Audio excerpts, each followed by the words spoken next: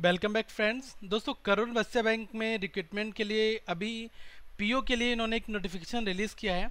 तो इनका जो ऑफिशियल नोटिफिकेशन है वो आएगा 9 जून को। ओके, लेकिन उससे पहले इन्होंने एक अपना आर्टिकल लॉन्च कर दिया जिसमें इन्होंने बताया कि हम रिक्रूट करने वाले हैं प्रोविजनरी ऑफिसर स्केल 1 कैडर के लिए। तो मैं आपको बताना चाहूँगा कि आप बिल्कुल सावधानी पूर्वक पहले पूरी इन्फॉर्मेशन को पढ़ लें, उसके बाद ही इस फॉर्म को भरना, क्योंकि बहुत सारे एम्बिग्यूटीज आपको देखने को मिल सकती हैं। तो मैं आपको कुछ पॉइंट यहाँ पर बता रहा हूँ। सबसे पहले जो करूर वैश्य बैंक है ये एक प्राइवेट बैंक है। इसका हेडक्वार्टर कहाँ पर है? करूर में। ठीक है, ये 1916 में इसका फाउंडेशन हुआ था और इसका रेवेन्यू है 54.43 बिलियन, कहा जाए तो $810 मिलियन। और इसमें नंबर ऑफ एम्प्लॉय हैं 7211 और इसके फाउंडर ये हैं। तो कभी भी हम कोई फॉर्म भरते हैं तो उससे पहले थोड़ा सा एक ब्लूप्रिंट माइंड में रहना चाहिए कि हम किसके लिए फॉर्म भरने वाले हैं। तो देखो, इन्होंने जो इंपॉर्टेंट डेट्स का अनाउंसमेंट किया है उसमें इन्होंने बताया कि जो ओपनिंग डेट है ऑनलाइन रजिस्ट्रेशन की वो 10/6/2017 से स्टार्ट होगी। मतलब ये 09/06/2017, मतलब कि 9 जून को एक और नोटिफिकेशन लेके आएंगे जिसमें ये बताएंगे कि हमारे पास में वैकेंसी कितनी है और हमारे पेपर का पैटर्न क्या होगा। तो इन चीज़ों के ऊपर ये बात करेंगे। फाइन। और जो ऑनलाइन रजिस्ट्रेशन है वो भी आपका 19 तारीख तक केवल होगा। 10 से लेकर 19 के बीच में लास्ट डेट है। ऑनलाइन आपको अप्लाई करना है सब कुछ। पेमेंट भी आप 10 से 19 के बीच में जमा कर पाएंगे। और जो टेंटिव डेट है इस एग्ज़ाम की होने की, ये दोस्तों मिड जुलाई में होगा। आप मान के चलेगा 15 जुलाई, ठीक है, 2017 ये डेट इसकी हो सकती है। अब मैं एलिजिबिलिटी क्राइटेरिया की बात करूं तो देखो, इन्होंने अपनी वेबसाइट पर सीधा सीधा मेंशन किया हुआ है कि 31/5/2017 मतलब कि 31 मई 2017 को क्या क्या क्वालिफिकेशंस लोगों के पास होनी चाहिए। बहुत ध्यान देना, क्योंकि रिक्रूटमेंट जो है वो पीओ स्केल 1 का ये कर रहे हैं।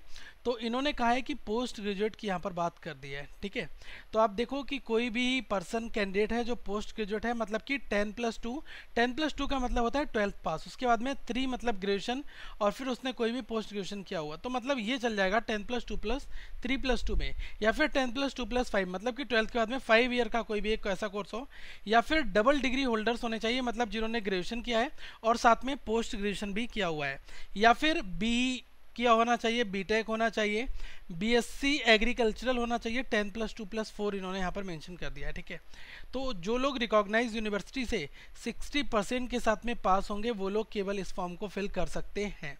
ध्यान रखना, 60% लिखा है। आप ऑफिशियल वेबसाइट पर जाएं, जो करूर वैश्य बैंक की वेबसाइट है, इसमें जो मैं लिंक दे दूंगा नीचे नोटिफिकेशन का, तो वहाँ से आप देख सकते हैं। तो इन्होंने लिखा है 60% मार्क्स होने चाहिए। ठीक है, अगर कोई ऐसा कैंडिडेट जिसके 59.9% मार्क्स हैं तो वो इस एग्ज़ाम के लिए एलिजिबल नहीं होगा। लेकिन पहले आप इसकी वैकेंसीज देख लेना कि इसका नोटिफिकेशन क्या आया हुआ है, क्या पैटर्न है, उसके बाद ही आप इस फॉर्म को फिल करना। ठीक है, क्योंकि अभी मैं आपको बता दूं कि अभी आपके पास में अपॉर्चुनिटीज़ हर बार कम होती जा रही हैं। तो ये भी बैंक में अगर रिक्रूटमेंट अच्छा है तो आप इसको जरूर ज्वाइन करें। वैसे आपके पास में भी आरआरबी पीओ क्लर्क है, आईबीपीएस पीओ क्लर्क है। ओके, और ये एग्ज़ाम्स आपके बड़े एग्ज़ाम्स हैं, तो इनके लिए आप अभी से कंसर्न रखें। साथ में जो बीच में एग्ज़ाम्स आते हैं इनको आप देते रहें। एक बात इन्होंने और लिखा है कि ऐसे कैंडिडेट जो कि अपीयर हैं फाइनल सेमेस्टर में हैं अपनी पोस्ट ग्रेजुएशन में, ठीक है, तो वो लोग इस फॉर्म को फिल कर सकते हैं। ठीक है, एक चीज़ इन्होंने और बताया है कि 60% मार्क्स जो है वो वहाँ पर भी उनका थ्रू आउट अब तक होना चाहिए। ठीक है, ये चीज़ यहाँ पर आप ध्यान रखना। दूसरी चीज़ क्या है कि कोई भी डिग्री या फिर पीजी अगर किसी भी करस्पॉन्डेंस या फिर ओपन यूनिवर्सिटी से है, इग्नो से हैं, किसी और से हैं, जो ओपन लर्निंग डेस्टिनेशन यूनिवर्सिटीज़ हैं वहाँ से हैं, तो वो लोग इस फॉर्म को फिल नहीं कर सकते। जिनका सीजीपीए दिया हुआ है उनके सर्टिफिकेट के पीछे CGPA2 परसेंटेज का कन्वर्जन होता है, तो वो लोग वहाँ से कर इस फॉर्म के क्राइटेरिया को देख सकते हैं। ठीक है, दूसरी चीज़ क्या है कि जो एज क्राइटेरिया है इसमें क्या है कि मैक्सिमम एज जो है वो 28 ईयर्स इनकी होनी चाहिए। ठीक है, और कब, मतलब कि कोई भी कैंडिडेट 31 मई 1989 से पहले का बॉर्न नहीं होना चाहिए, और 31 मई 2017 जो है बेस रेट, जो बेस एज का पैरामीटर है वो इन्होंने यहाँ पर लिया है। ठीक है, दूसरी चीज़ क्या है कि जो इनका क्या बोलते हैं एप्लीकेशन फ़ी है, ये हर एक कैंडिडेट के लिए 600 रुपये है। चाहे वो कोई भी हो, कोई भी रिजर्वेशन का सिस्टम नहीं है, नो रिजर्वेशन। मतलब कि SC ST OBC girls boys सबके लिए 600 रुपीज़ का इनका ये एप्लीकेशन फ़ी का चार्ज है। दूसरी चीज़ जिन्होंने मेंशन कर दिया है कि 9 जून 2017 को डिटेल्ड नॉर्म्स जो है वो हमारी वेबसाइट पर अवेलेबल होंगी, तो आप उनको ज़रूर देख लें। और जो एप्लीकेशन फॉर्म है वो 10/6 से 19/6 के बीच में स्टार्ट हो जाएंगे, ठीक है। अब दोस्तों मैं आपको एक चीज़ बता दूं, आपके मन में एक डाउट ये हो रहा होगा कि क्या हम इन तरीके की बैंक का, जैसे फेडरल बैंक है, करूर वैश्य बैंक है, इनके फॉर्म को फिल करें या ना करें, इनसे क्या फ़ायदा होने वाला है। तो मैं ये कहूँगा कि अगर आप अभी अपनी तैयारी एक हाल ही में स्टार्ट की है, ओके, तो आप अपना फोकस रखें, जो भी आपके एग्ज़ाम्स इस साल आ रहे हैं आप इनमें अपीयर हों। अपीयर होने पर आपको ये पता चल जाएगा कि एग्ज़ामिनेशन ओरिजिनली कैसे हो रहा है, आप वहाँ पर कितना स्कोर कर पा रहे हैं और किस चीज़ में आप लैग कर रहे हैं, ठीक है।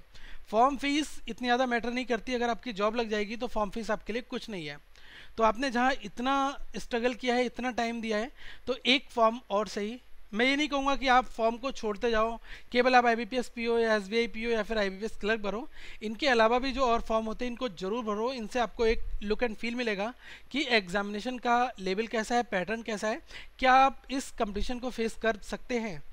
तो इन चीज़ों के ऊपर आपका फोकस होना चाहिए। बाकी जो अगर आपका डाउट है वैकेंसी से रिलेटेड या फिर एग्ज़ाम का पैटर्न क्या होगा या फिर और अदर इन्फॉर्मेशन, तो आप क्या करें, 9 जून को जो नोटिफिकेशन आएगा उसमें ये अपनी सारी इन्फॉर्मेशन को देंगे, तो हम अपने सोर्सेज से फाइंड करके आपको ये चीज़ भी ज़रूर बताएंगे, ठीक है। अभी आप इस जॉब को पाइपलाइन में डाल सकते हैं कि ये नौकरी आने वाली है, फाइन। तो दोस्तों अगली वीडियो में हम फिर मिलेंगे, तब तक आप यहाँ पर जो अपकमिंग वीडियोज़ हैं वो देख सकते हैं, जो एग्ज़ाम के लिए बहुत ही ज़रूरी हैं। और लोगों पर क्लिक करके इस चैनल को सब्सक्राइब कर लें। अगर आपका कहीं पर कोई डाउट होता है तो आप विजिट कर सकते हैं हमारी वेबसाइट पर currentaffairsfunda.com पर, यहाँ पर आपको काफ़ी कुछ मिलेगा और आप कमेंट बॉक्स में अपने डाउट्स पूछ सकते हैं। दोस्तों वीडियो को लाइक करें, चैनल को सब्सक्राइब करें, शेयर करना ना भूलें। Thank you friends, have a good day.